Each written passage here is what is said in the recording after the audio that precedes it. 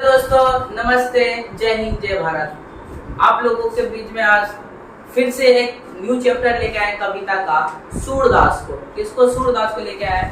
और क्षमा चाहते हैं, मेरा वीडियो थोड़ा लेट से आया है ना, जिसकी वजह से हम नहीं बना पाए और लेट से आए, लेकिन अब कोशिश करेंगे एक दिन छोड़ के एक दिन मेरा वीडियो आएगा। तो आप लोग को हम कविता को पढ़ा दिए थे, लेकिन आज एक ऐसा टॉपिक को लेकर आए हैं, कविता के दूसरा टॉपिक है ना, चैप्टर नंबर 2। हम पढ़ेंगे सूरदास को। किसको पढ़ेंगे बोलिए तो सूरदास। आप लोग बचपन में सुनते होंगे, अम्मी आपको बोलता है अरे सूरदास के औलाद हो, क्यों क्या सूरदास जैसे बोलते हो।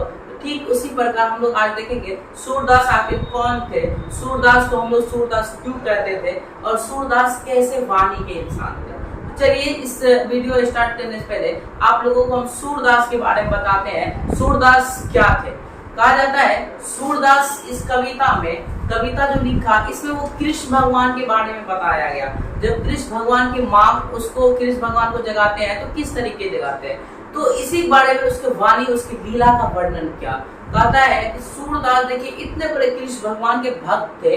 एक बार वो रास्ता में चलते हुए जा रहे हैं तो रास्ता में उन्होंने नदी में गिर गया। तालाब में गिरने के बाद उसको कृष्ण भगवान सुबह आते उठाने के लिए, और सूरदास जैसे उसके हाथ को पकड़ते हैं तो उसको पता लग जाता है ये कोई आम आदमी हमको उठाने के लिए नहीं आया, ये कोई है कि ये बहुत बड़े महान आदमी है ना।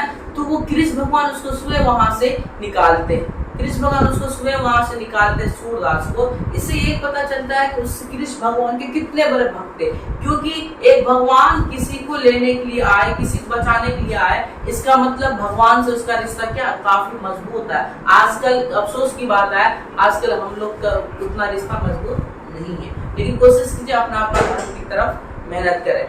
ठीक उसी प्रकार देखिए एक बार क्या हुआ, सूरदास जो है ना वृंदा मथुरा के मंदिर की तरफ चले गए। वो ऐसे दीक्षा हासिल करते करते पहुंच गए, और पहुंचने के बाद वो वहां पे क्या करते, हाँ तो वो वृंदा मथुरा के पास जब गए, वहां पे बहुत बड़ा मंदिर है। कभी आप लोग को मौका मिले तो जाइएगा।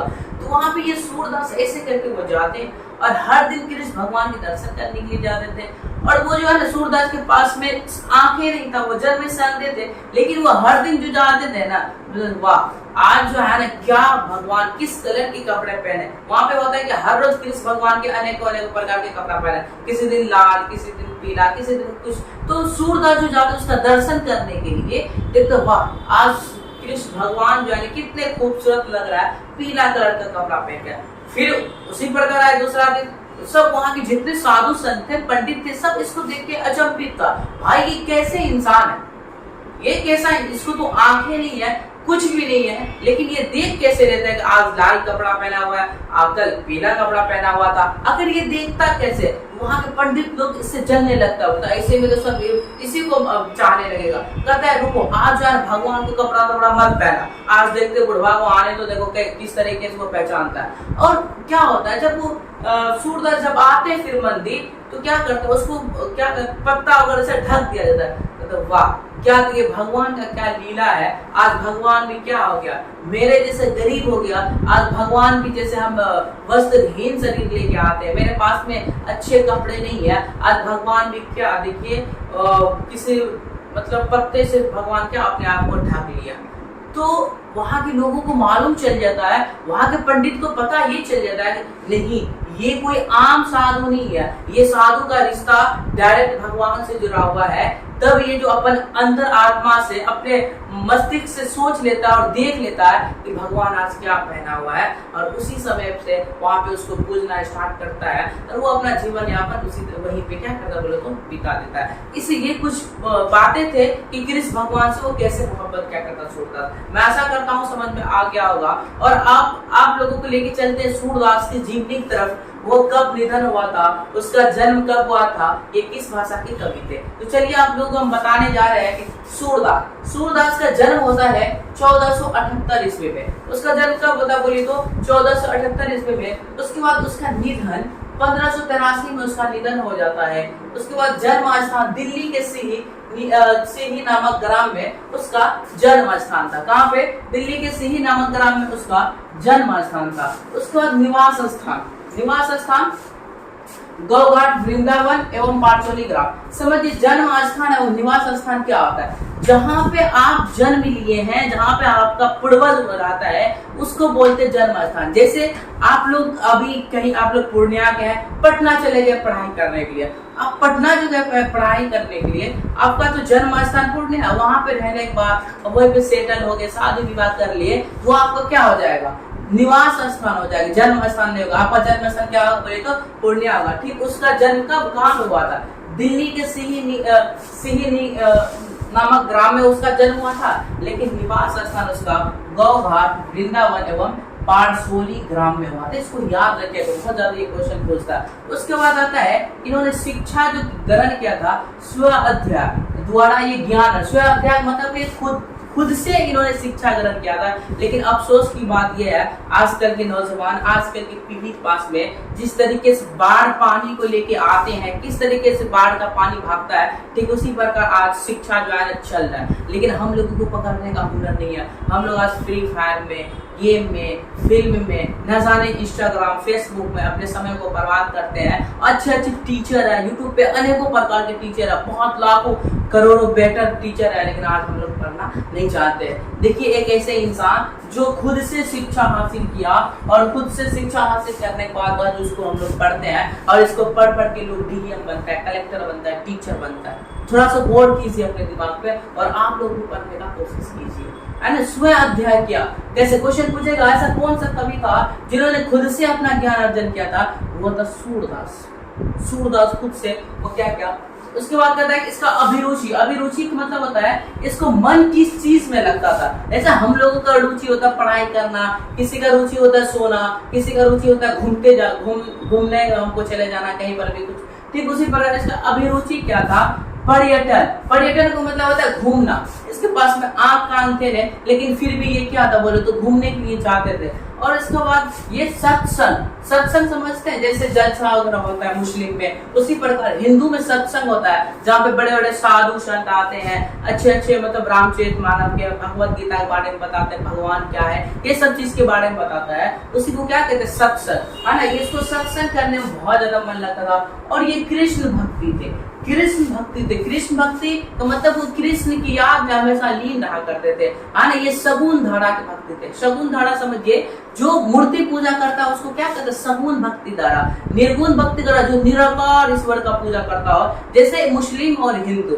हिंदू क्या कर, हिंदू कैसा है? सगुन भक्ति धारा का, क्योंकि उन्होंने वास्तविक मूर्ति बना के उसका क्या करता है? पूजा करता है। लेकिन एक मुस्लिम जाति के जो होता है वो निराकार, वो ईश्वर को नहीं देखा, वो अपने भगवान को नहीं देखा है, वो मस्जिद में जाकर सिर्फ उसके सामने सिर झुकाते हैं और क्या करते? इबादत करते हैं। उसको कहेंगे निराकार ईश्वर का पूजा करता है कौन? मुस्लिम। और सगुन भक्ति धारा का मतलब है जो मूर्ति पूजा करता है। समझ में आ गया होगा। तो ये क्या थे? ये कृष्ण भक्ति धारा थे और इन्होंने सगुन भक्ति धारा, कृष्ण को ये पूजा करते थे। उसके बाद आता है ये दीक्षा गुरु।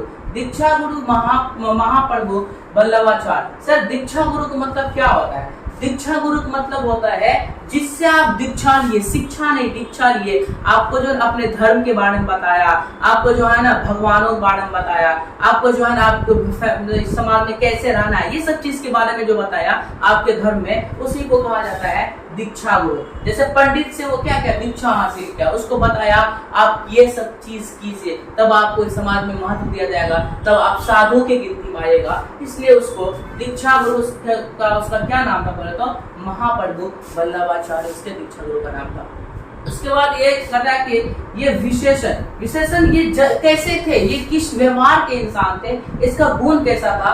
ये भाई मेरे दोस्त की जन्म से क्या थे? अंधे थे और थोड़ा थोड़ा इसको जो आंख दिखाई दे रहा था, बड़े होने पे ये भी वो भी उसका आंख क्या हो गया बोले तो खत्म।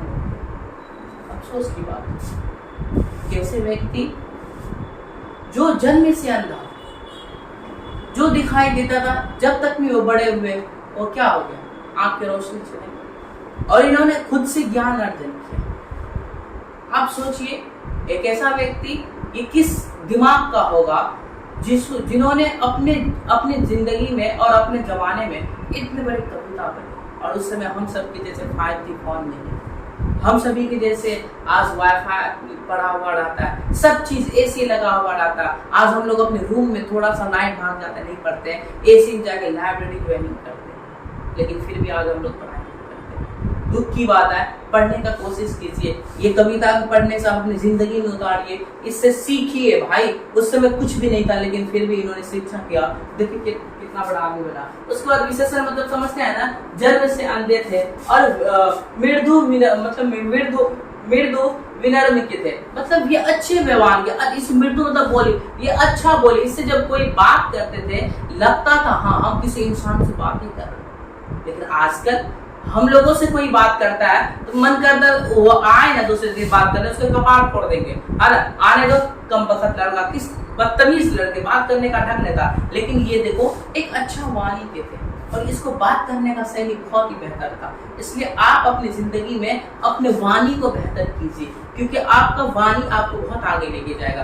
बातें करना सीखिए, किस तरीके से बात करते हैं। उसके बाद कहता है कीर्तियां, सबसे ज्यादा क्वेश्चन पूछता है कीर्तियां से। इन्होंने अपने जीवन काल में कीर्तियां लिखा, रचना लिखा, उसका नाम है सूर सागर है, साहित्य लहरी है, राधा रस कली है। उसके बाद ये ब्रज भाषा के महान कवि थे, ब्रज भाषा के। उसके बाद खड़ी बोली में ये लिखा करते थे। क्वेश्चन में आएगा ये किस भाषा के महान कवि थे, तो ब्रज भाषा के महान कवि थे। उसके बाद एक टॉपिक तुम लोग लिखे दो कि सगुण भक्ति धारा था। किस भक्ति धारा, हम बता दें सगुण भक्ति धारा होता है जो मूर्ति पूजा करता हो, और निर्गुण भक्ति धारा जो मूर्ति पूजा नहीं बगैर देखे ईश्वर का क्या करता, पूजा करता हो, उसको हम कहेंगे निर्गुण भक्ति धारा। ठीक है, मैं आशा करता हूँ यहाँ तक आप लोगों को समझ में आ गया होगा।